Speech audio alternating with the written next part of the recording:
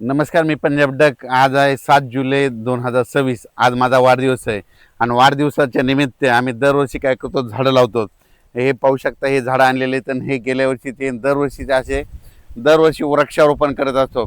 माझी सगळ्याला विनंती आहे, ज्यांचा वाढदिवस असतो, दररोज वाढदिवस असतो कोणाचा ना कोणाचा तरी, लग्नाचा असो किंवा आपला स्वतःचा जन्म वाढदिवस असो, प्रत्येकाने एक झाड लावणं गरजेचं आहे. कारण की भविष्यामध्ये हे पृथ्वीचं जर तापमान असं वाढत जर गेलं तर भविष्यामध्ये ह्या अतिवृष्टीला धगफुटीला सामना करावा लागणार. म्हणून मग तापमान कमी करायचं असेल तर झाडं लावावं लागतील. झाडं लावा, पृथ्वीचं तापमान कमी करा. माझं म्हणणं आहे, प्रत्येक जणांनी आपण आपल्या लहान मुलाचा वाढदिवस असो, कोणा वयोवृद्धाचा असो किंवा लग्नाचा वाढदिवस असो, आपण काय करायला पाहिजे, एक झाड लावायला पाहिजे. कमीत कमी काय करायचं, एखाद्या कोणाचं आपल्यावर जागा जरी नसली तर कुठं माळ रानावर जाऊन तरी लावणे साहजिक आहे. आणि झाडं लावताना आपण स्वतःचं जर शेत असेल तर काय करा, एखादं कढीपत्त्याचं लावा, एखादं शेवग्याचं लावा, एखादं संत्रीचं लावा, चिकूचं लावा, जांबाचे लावा, जांभळीचे लावा, नारळाचं लावा. म्हणजे भविष्यामध्ये काय होईल त्याच्यापासून काहीतरी आउटपुट भेटेल आपल्याला. म्हणून भविष्यामध्ये माझं म्हणणं, एखादं बोरीचं लावा, म्हणजे आपल्याला बोरं देखील खायला भेटतील. म्हणून असे झाडं लावा आणि वाढदिवस साजरा करा. आम्ही देखील दुसरा खर्च न करता हे यावर्षी देखील दरवर्षी असं झाडं लावतच असतो, पण यावर्षी देखील लावलं. हे गेल्या वर्षी ते पाहू शकता, ही झाडं येतं आणि आता आम्ही वृक्षारोपण करणार आहोत.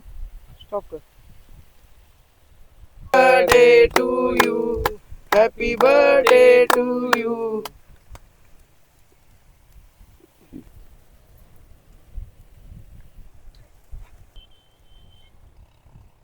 आपलं जर घरामध्ये व्यक्ती जितक्या येतात तितकं माझं म्हणणं, आपल्याकडे शेत असेल तर घरात समजा 7-8 व्यक्ती असल्या तर कमीत कमी 8 झाडं लावा. कमीत कमी लिंबुनीचं तर लावा. जीवनभर आपल्याला लिंब खायला भेटतील, जांब खायला भेटतील, बोरं खायला भेटतील, शेवगा खायला भेटेल, कढीपत्ता खायला भेटेल, त्याच्यानंतर संत्र खायला भेटेल, त्याच्यानंतर डाळिंबाचं एखादं लावा. असे वेगवेगळे झाडं लावा. जांभळ लावा, म्हणजे वर्षभर आपल्याला जीवनभर आपल्याला जांभळं खायला भेटतील.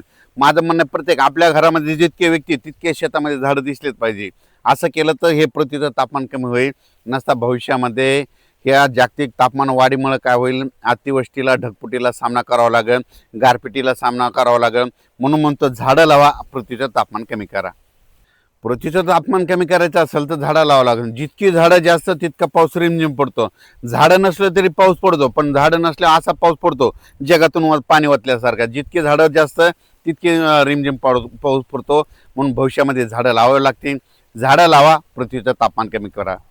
मी आता बघितलंच असेल, काल परवाच म्हणजे आज म्हणजे हे 6-7-8 लाच बघितलं असेल, नाशिककडं, मुंबईकडं, पुण्याकडं काय हाल झाले.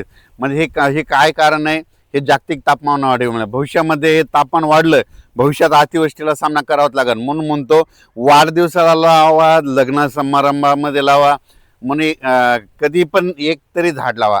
आणि आपल्याला शेती नसेल तर कुठंतरी डोंगरावर जात असताना तिथं जाऊन बॅट जाऊन टाकून तिथं तरी झाड लावा. धन्यवाद. जांभळीचं लावलो, पहिले देखील लावलेले आहेत आणि हे देखील लावलो. फुले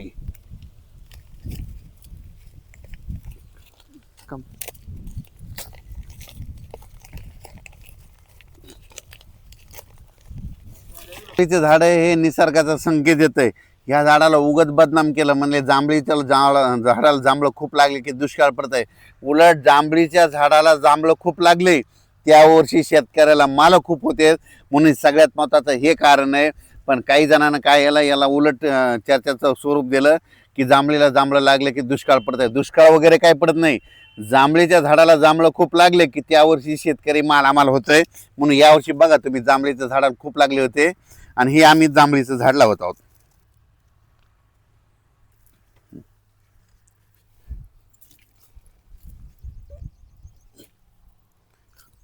माझ्या वाढदिवसानिमित्त मी संदेश दिलो, कमीत कमी आपल्या प्रत्येक एखादा वाढदिवसाला जास्त झाडं घडत नसेल तर कमीत कमी एखादं तर झाड लावा. हे आम्ही गेल्या वर्षी लावले होते संपूर्ण जांबाचे झाडं. आता हे यावर्षी लावलं, हे देखील तुम्हाला व्हिडिओमध्ये दिसणारच आहेत. धन्यवाद.